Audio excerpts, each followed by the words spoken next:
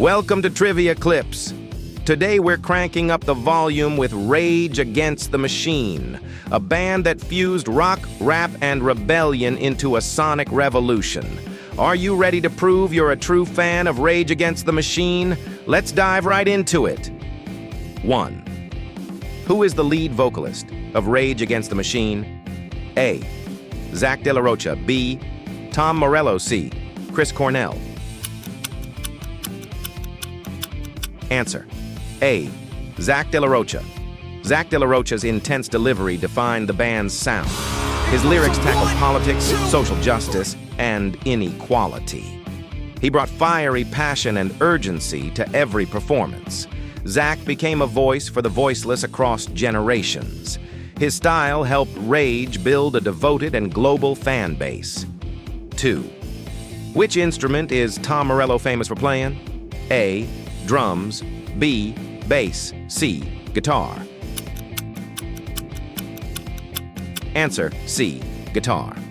Tom Morello revolutionized guitar playing with creative techniques. He used pedals, tapping, and scratching to craft new sounds.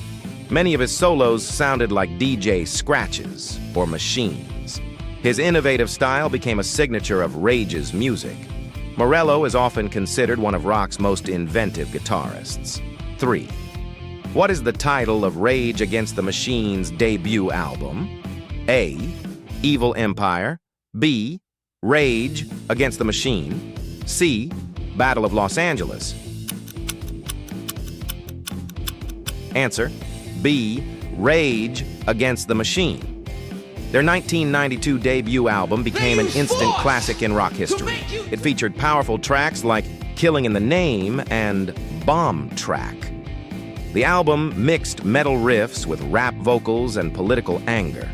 It brought a fresh, aggressive sound that captivated listeners. The record remains one of the most influential debuts ever. 4. What Rage Against the Machine song features the lyrics, "F you, I won't do what you tell me"? A. Guerrilla Radio. B. Killing in the Name. C. Testify.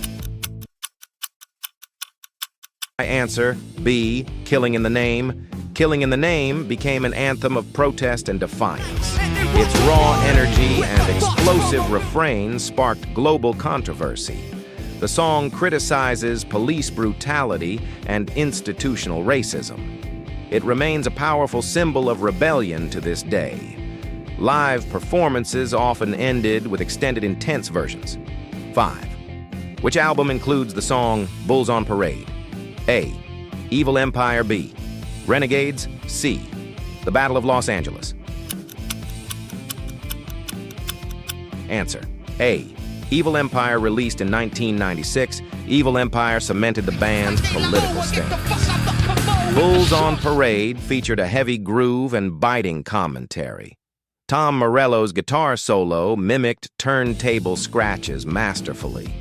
The song became one of Rage's most recognizable tracks. The album debuted at #1 on the Billboard charts. 6. Which musical genres heavily influenced Rage Against the Machine? A. Country and folk. B. Rap and metal. C. Jazz and classical. Answer: B. Rap and metal. RATM blended rap's rhythmic intensity with metal's aggressive riffs. Their sound was raw, confrontational, and politically charged.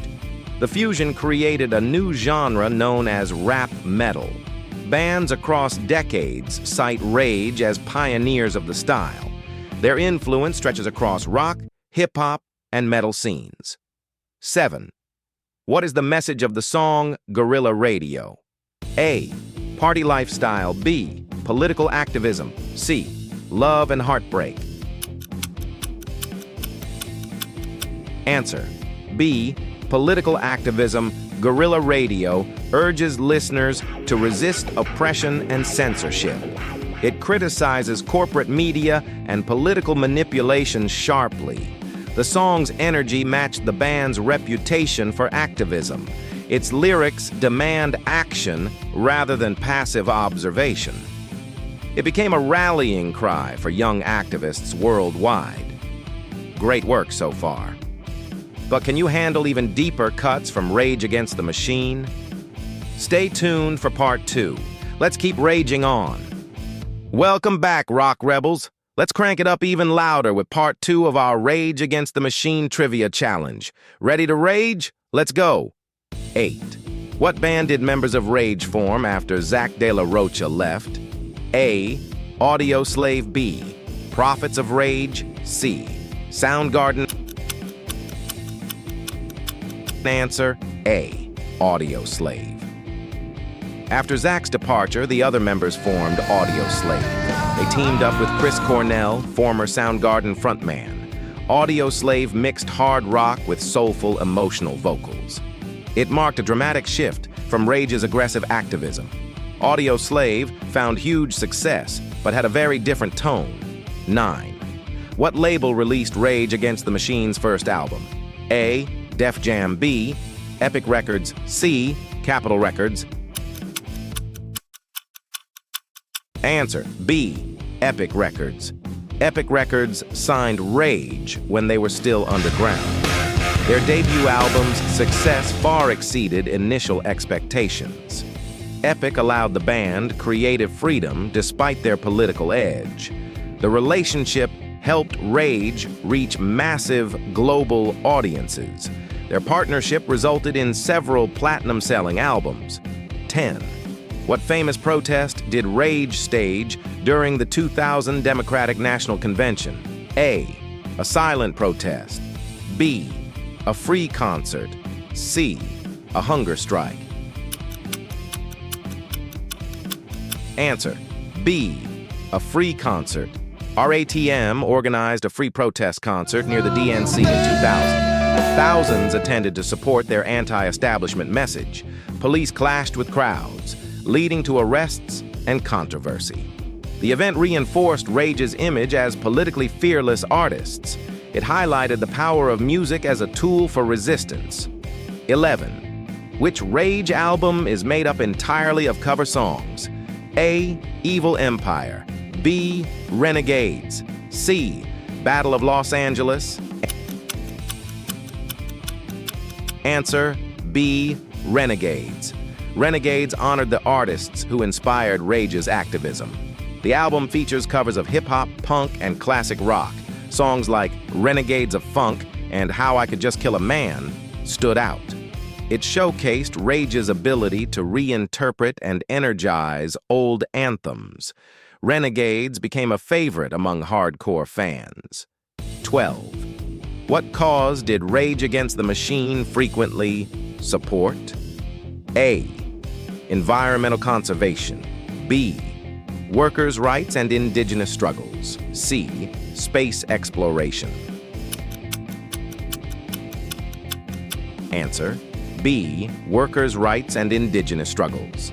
The band consistently spoke out for marginalized communities. They supported groups like the Zapatistas in Mexico.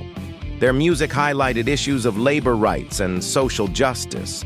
Benefit concerts and activism were core to their identity. Their commitment inspired activism beyond their fan base.